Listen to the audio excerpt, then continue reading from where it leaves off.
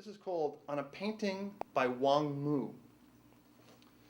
Blowing smoke across a scroll by Wang Mu, boat scrubber met on the Yangtze River, I create a possible disaster. He tried to sell me jewelry, and I bought him a beer. He showed me a bear claw with a deep blood groove. I showed him Hustler and watched his black eyes burn. Wang Mu painted this scene right in the bar.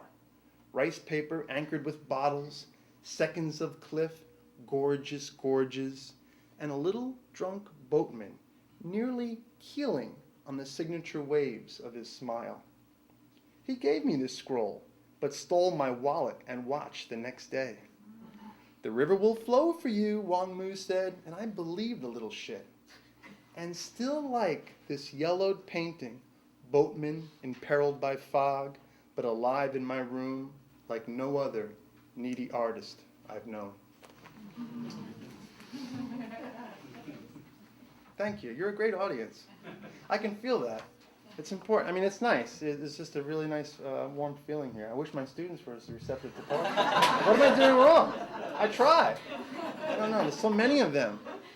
And they're texting in the back. You texting? I know you're young. It's all right. It's all right. Okay, I'm going to end this set. And I'm not that I'm going to take a break and have a cigarette or anything, but we'll call it a set. We'll call it a set with something a little more fun. But it's called In the Doghouse. It's about getting in trouble. You still use that expression, in the doghouse? Is that still in parlance? It's a little old-fashioned, a little bit I Love Lucy era. Okay. In the doghouse. Once loved, there's the eternal quilted hill above the floor. No mosquitoes, no rain. Your antless dish in the kitchen, and she strokes you, rubs your ears, until you slip up, chew the table leg, hump the wrong guest, eat a cheesecake, pee. You're in the doghouse, on that rusty chain of words bolted to a stud. There's a leafy wind, cat prints pucker the sandy plywood floor. You're alone. It's damp, greasy fur pinched on a nail head. Sniff the corner, turn and drop. You're not sorry. You do your time. Thank you. That was fun.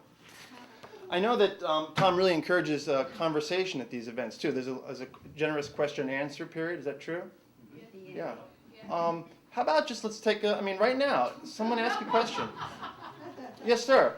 It's more of an opinion, but I think the reason why we're a better crowd is that we're more mature and have bigger brains. Yes, I think you definitely have bigger brains than.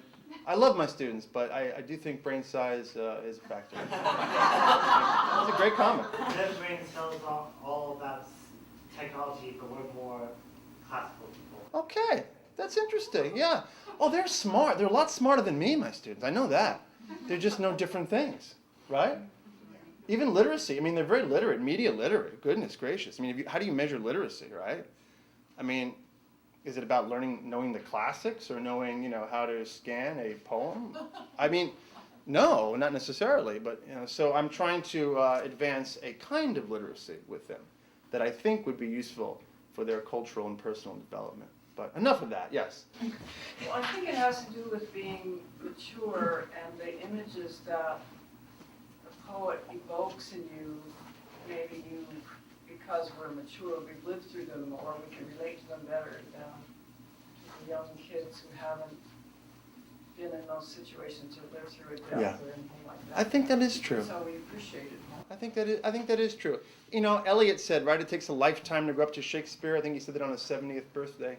And I really do think it takes a lifetime to learn, appreciate good music and good art and good poetry, yeah. I mean, I try all sorts of things. And maybe, it's time to revise the whole course, because they want you to still get some terms down, like alliteration, and assonance and so on. I had an interesting experience the other day. So I'm like, we're going over the test. I'm like, and I told you, just memorize alliteration. I go, what's alliteration? And this lovely girl in the front, she goes, Henry Hughes. I said, that's great, Henry Hughes. Right? And so listen to that. So I go, Laura Dory, assonance.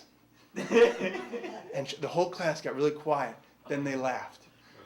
Laura Dore, nice assonance. I didn't mean it that way. Her name was Astononic.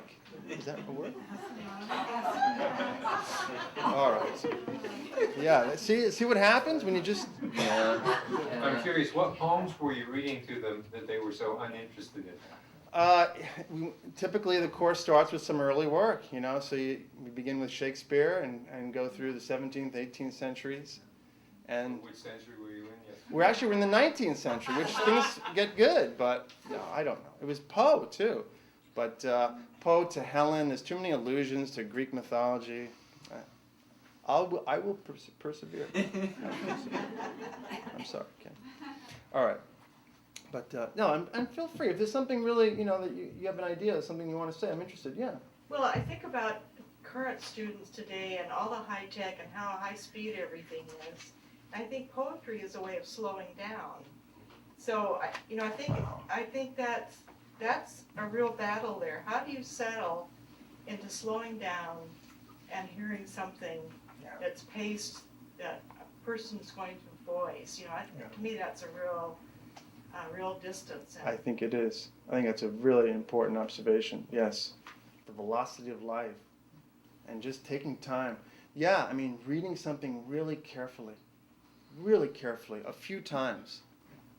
That is something maybe some people are losing. Well, tonight. I'll try to read carefully. I mean that.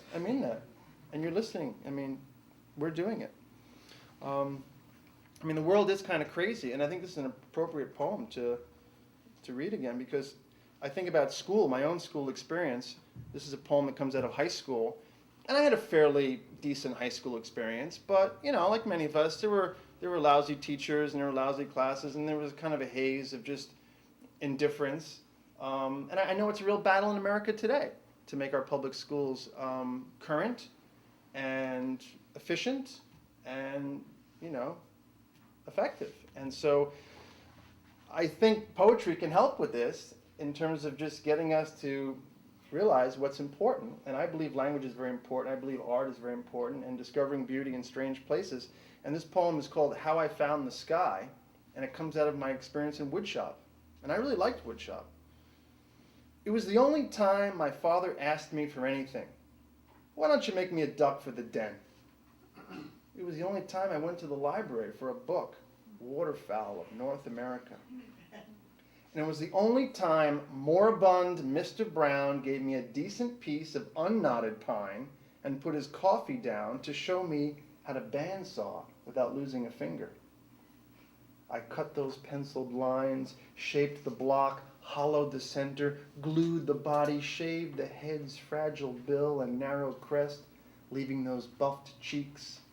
Some ruddy joy a lonely bird might fly to on a cold morning. Joy? I don't know. I was rasping through recessed confusion, burning in feathers, drilling shallow sockets for the glassy red eyes of high school. And when I carried that blonde mallard through the halls, it was the only time beautiful Miss Herman, the art teacher I loved and failed for 3 terms, spoke to me of colors: burnt umber, raw sienna, cobalt blue, brushed across the folded wings. Thank you. Yeah, it's a crazy world. I usually curse a little bit more in these readings, but since we're being filmed, I'm trying to behave myself. I can turn the camera off. No. Meta people, it's becoming like a meta program, because now we're talking about the program. So people watching will be like, does that ruin it or does that enhance it? I don't know. It is a messed up world, but, it's what we've got. This is called Guarding the Dump. Karen's credit cards, Dick's drinking, the mechanic who asked out Mom and left her tailpipe hanging. It's understood. I just listen, pile it between my ears. Now there's my little pregnant pothead niece and her wacko boyfriend shooting crows behind the dumpsters. The 22 pops, a civil period behind each report.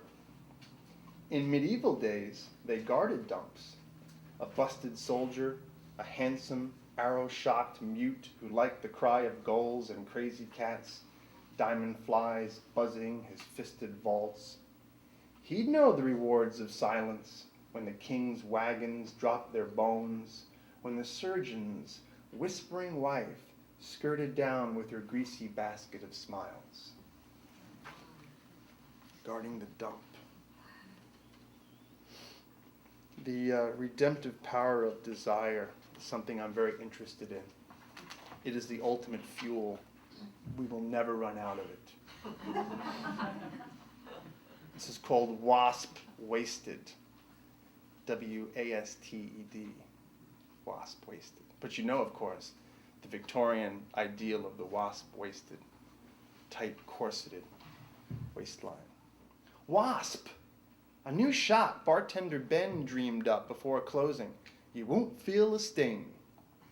My head bobbing up some two-pointed ladder toward that papery gray nest and drop-tail black hover of wasp on wasp that sent me down a coward, unstung and flailing.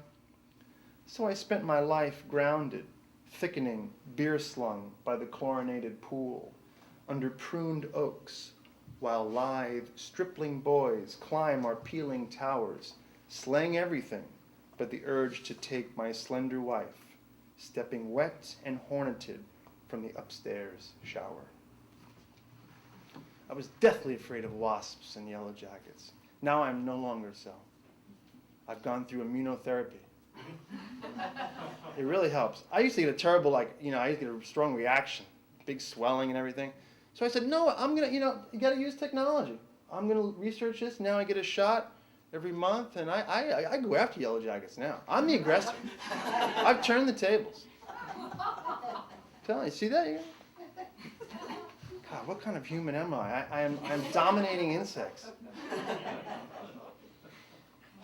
See, these readings are confessional. You kind of realize what kind of person you are. You get in front of some people, you start reading your poems, and you realize, my God, okay, I better keep moving here. Save me with a question. Anybody have a question or comment about wasps or any kind of stinging insect? Grasshopper? You afraid of grasshoppers? No, I want to eat one. Oh yeah, I've eaten them. I think they're korogi in Japanese. I wouldn't not a steady diet of them, but they had them for yeah, you should try one. They had them for festivals and things. They were covered with some kind of syrup. They were sweet. Yeah, they're very edible. I mean, everybody else eats them, birds and fish. I mean, right? They love them. Grasshoppers. Oh boy. Yummy. No, it's a lot of protein. Okay. Yeah. See, I write about sex, but I'm not sure how much I should read. And then everyone says, "Oh, please." On television. Okay, this is okay. I can do this. We'll start with something funny. Funny is good. Funny. Okay, this is called slippery dick. It's a fish. Oh, what were you thinking? It's a kind of fish. It's also a drink.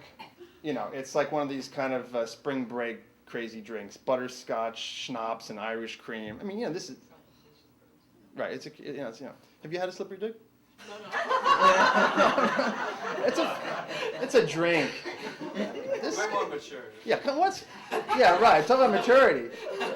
No. But I'm interested in fish and their names, and of course, like any poet, enjoying puns and so on. But what really intrigued me is I love ichthyology, just as an amateur kind of naturalist, and there's a great book by a guy named Milton Love.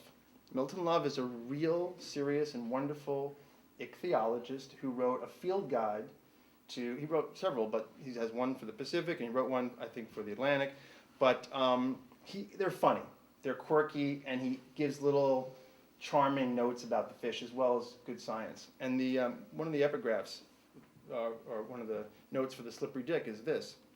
The slippery dick, a charming missile-shaped fish of the Florida coast, is able to change its sex. And this is true. Some fish can do this. Did you know that? Yeah. Yeah. Can you learn something tonight? A male fish. So say you. Well, I don't know if this will actually change your life, but it is a fact that some fish under reproductive stress will change their sex.